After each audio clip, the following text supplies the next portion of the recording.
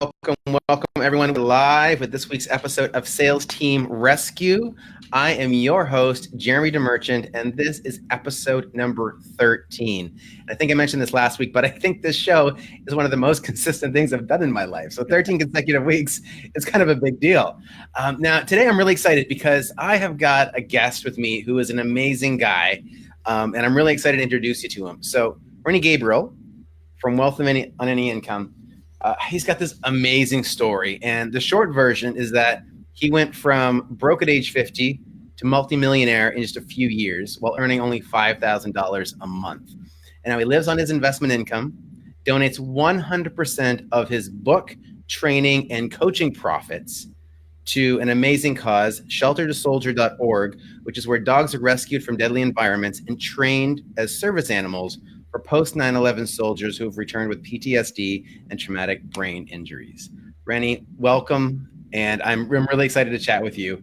One thing I didn't mention in there is not only have you made the shift for yourself, and everybody loves this this hero's journey, right? I learned the lesson and I came out of it on top. But man, when you say like broke at 50, that I think opens some opportunity up for people, because there's a lot of people that, and although they don't talk about it, they're in a bad financial situation, right? And a lot of us play the role.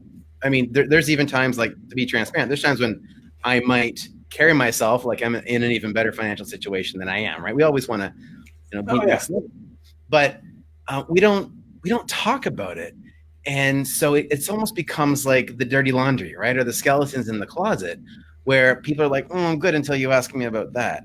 And I know, like, I was speaking with a coach the other day, just mapping out my business. She says, "What was your best month? What was your best quarter? What was your best year?" And I went, "All right," And I mean, to some, those numbers would have been fine. To some, those numbers would have been amazing. And to me, I was like, "Oh, it should be higher," right? And so that's just revenue.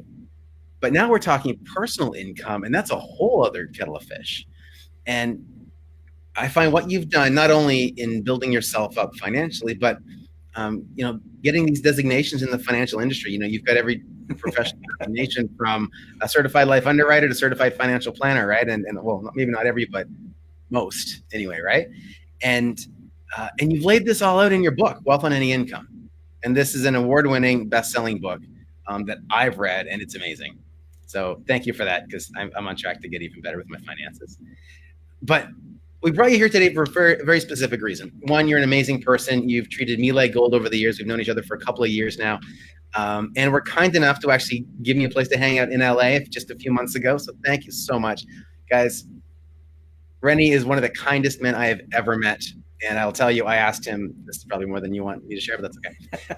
I said, "Rennie, is it all right for me to rent a car and park it here?" And he says, "I'm going to get a new car, so I might as well get used to not having this one. Here's my keys," and just handed me his keys. And it was probably only the second time we met in person, and the first time it was only for a moment, like years ago. So kind, trusting, smart, generous. I feel like I could go on and on, but just thank you for being here. Thank you for being you and the people that you've helped. And I'm really excited because as a salesperson, we hear this phrase, and you guys listening and watching, I'm sure you've heard it: "You're only as good as your last sale." And I thought about how that translates into our personal situation, because professionally, it's like, yeah, I made a sale, and you get the pat on the back, and then great, where's the next one? It's kind of the attitude in a lot of organizations. And financially, especially if you're commission driven or completely commission based, financially, you really are only as good as your last sale, unless you have strategies in place that you're not relying on that next sale to pay the bills, right? So there's not, what's the phrase? So there's not more month at the end of the money, right? So Rennie, share with us, tell us a little bit about what brought you here to where you're at today, and then we're going to dive into some really focused ideas for sales professionals, sales leaders, and what we can do to ensure that huge commission check that we're going to get, in the next month, what we can do with that and all the future ones that can make sure that we're, hopefully not too long from now, we're in a really great financial position and aren't worrying about, chasing that next move. Yeah, absolutely, Jeremy. It started because I was in sales for I don't know, 30 plus years or so in the insurance industry. And I'd have months that were terrific and I'd have months that were awful. And that kind of roller coaster income was just eating me up inside. I couldn't stand it. So I was always trying to find a way to create an income outside of that that might be a little bit more level and create a little bit more peace of mind. Because there are some sales managers, and I recall meeting some who like their salespeople to be hungry and in debt. Mm-hmm.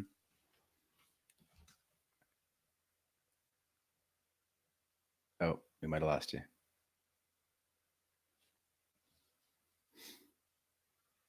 Fortunately, several of the things that I had done, some worked, some didn't. I had owned an art gallery for a while, and that gave me some extra income that was nice.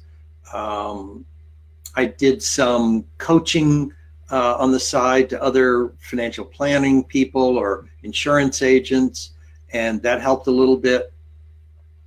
But by and large, it wasn't until I started getting serious about setting aside money from my checks on a consistent basis. It didn't matter if they were big checks or small checks. I set aside at least 10%. And that transformed my life. Oh.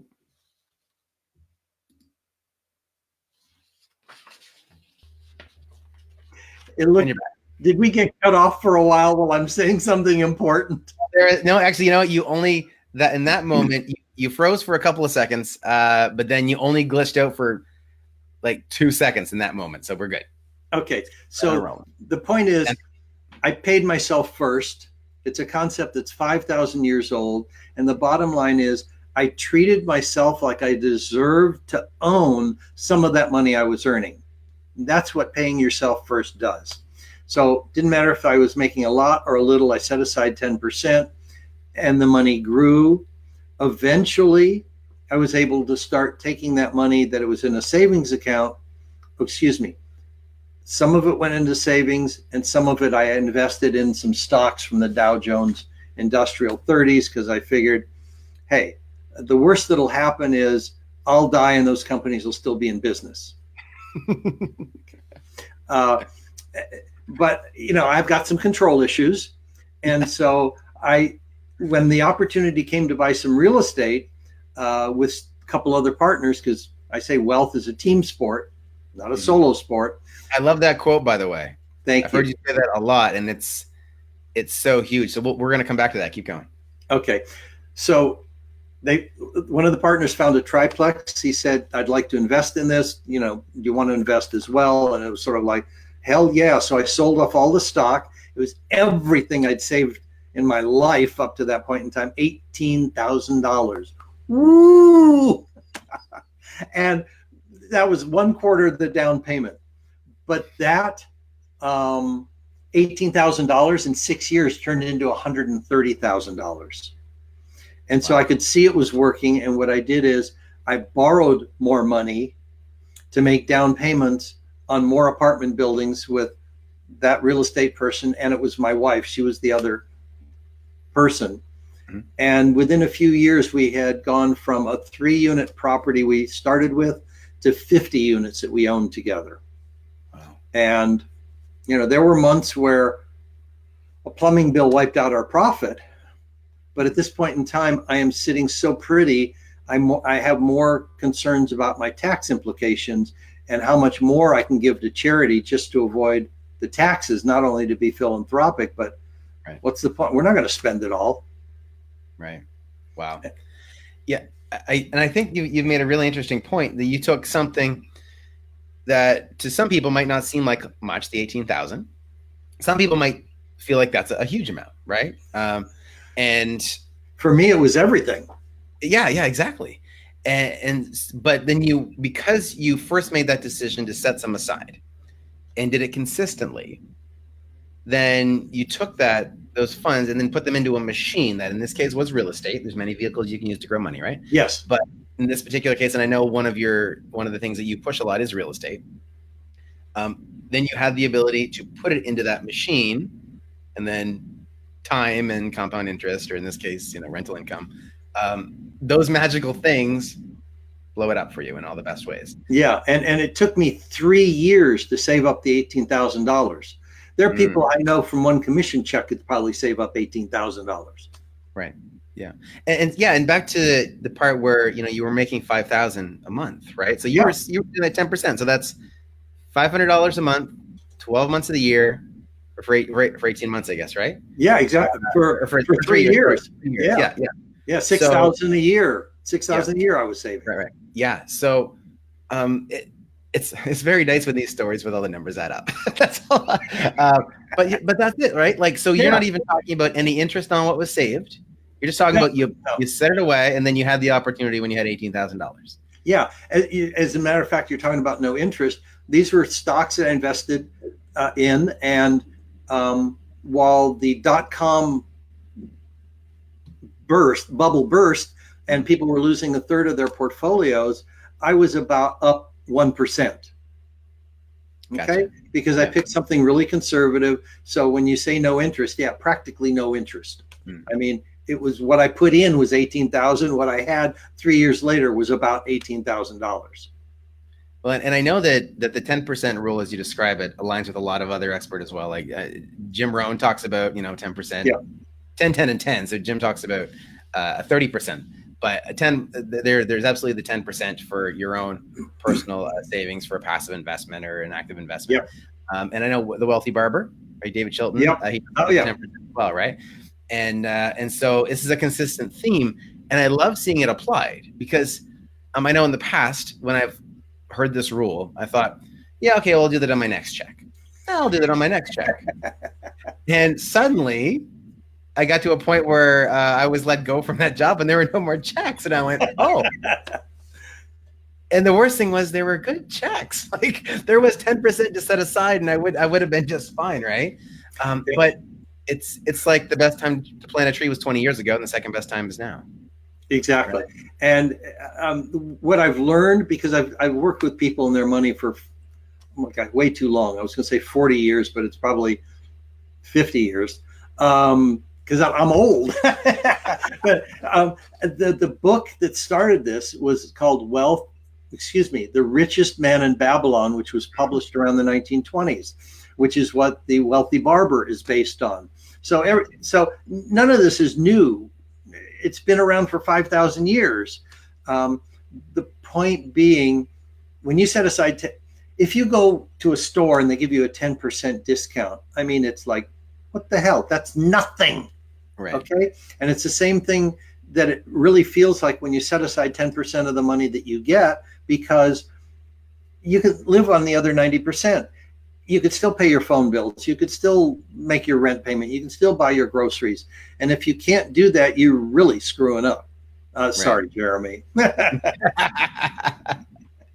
was a month so that but no, you're right. And I know if I lean back on Jim Rohn's teachings as well, he says, if you can't do the 10%, do one. Oh yeah. It's the same thing. I say the same thing when it comes to that. And I use a different analogy because when I started, I've run several marathons. Mm-hmm. And when I started, I didn't start by running 26 miles.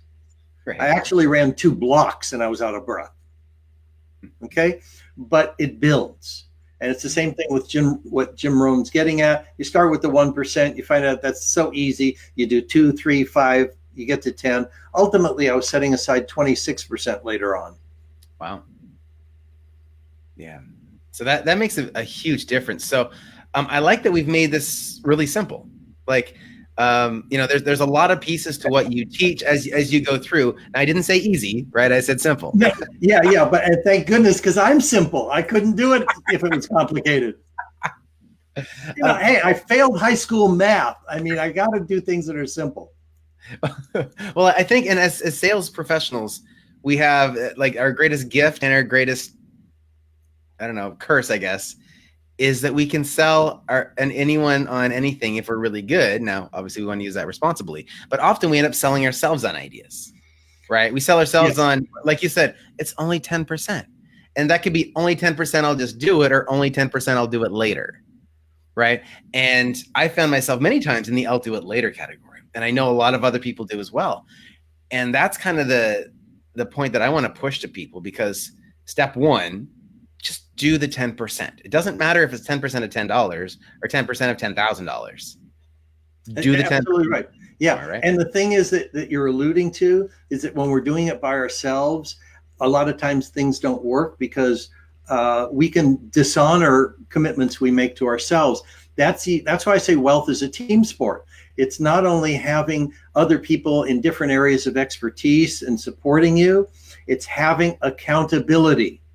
The accountability is key. Sales managers who aren't, the old expression, you don't get what you expect, you get what you inspect. Right.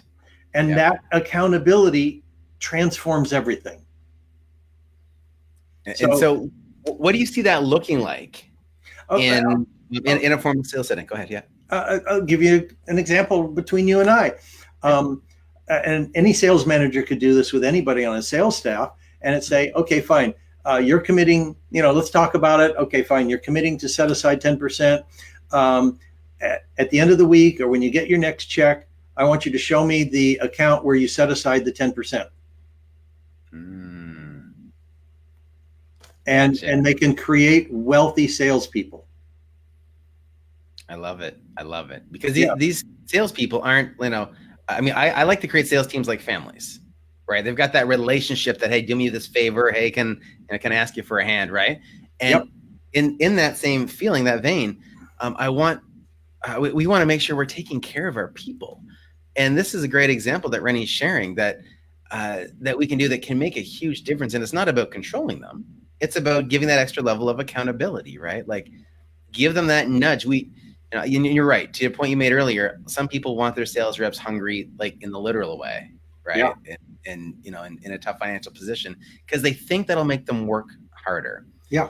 And in my experience, being in a good financial position tends to make salespeople have a better posture and say, look, I don't need to sell you this, but if you're ready, it's a change.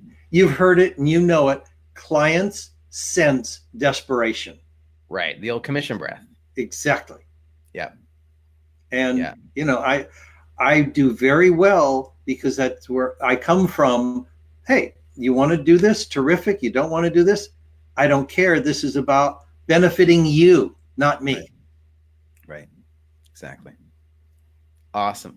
So with that being said, then I think we've actually planted a really, really good seed. So for sales reps, set aside your 10%. Sales managers, give your team a nudge, challenge them, invite them to be in some type of accountability relationship with you to say, hey, show me where you put that 10% into an account. Because what you're doing is setting them up for their future. And it could be aligned with the goals that they have. They want to buy a house, they want to buy a car, whatever. They want to go on that vacation. Maybe not for a vacation. That's a short-term thing. Separate account for the vacation. Exactly. Yes, that's correct. But this is a really great foundation, and it will develop a long-term relationship between you and the rep. I think it's huge. Exactly. So what else do you feel like we should be sharing on this? Because I know you've got a whole world of expertise, and I know it's all in the book. Yep.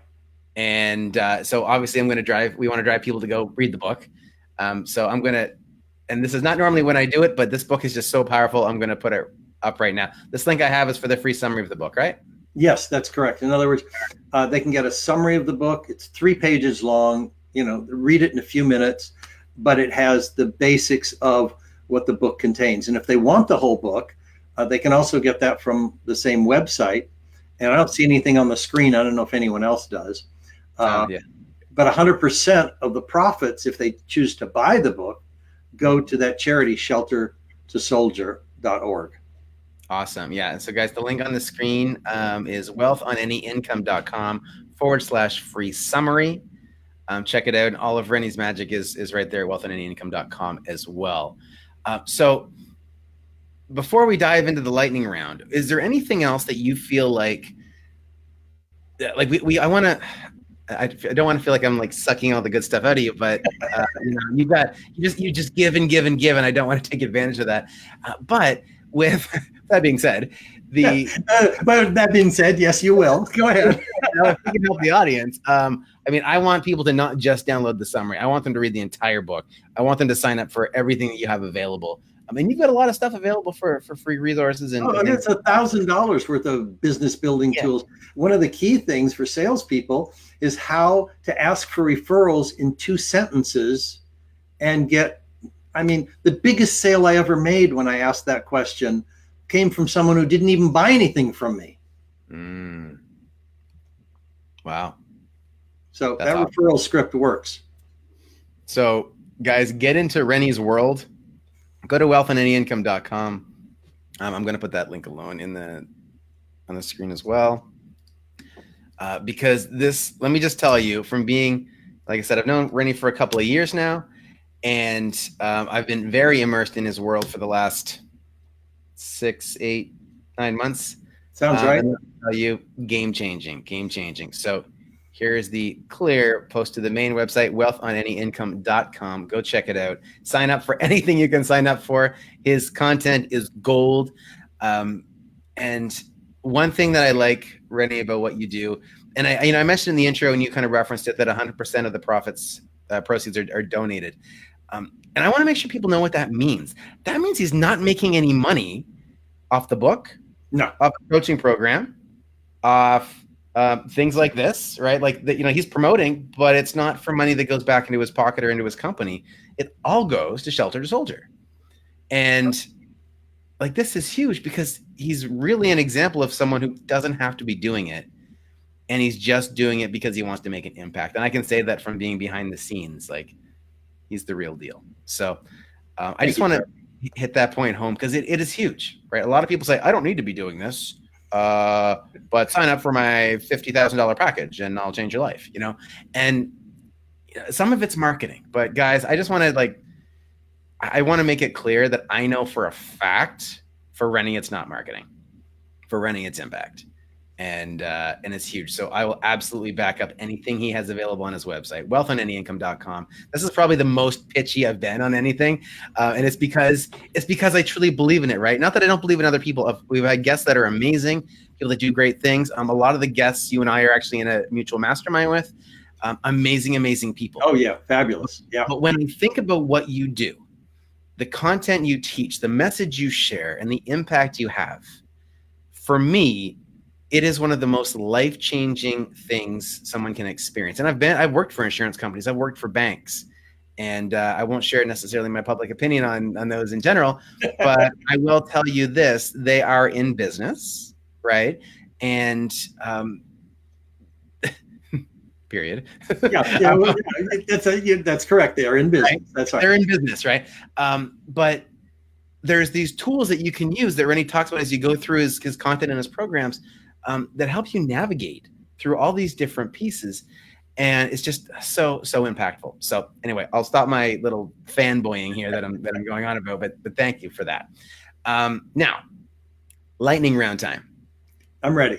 All right. So as you know, Rennie, coffee's for closers. This is my ugly Christmas sweater mug, courtesy of my grandmother for Christmas. I love this thing. And I've got to tell you, I was trying to figure out, well, I don't drink coffee. Does that mean I'm not a closer?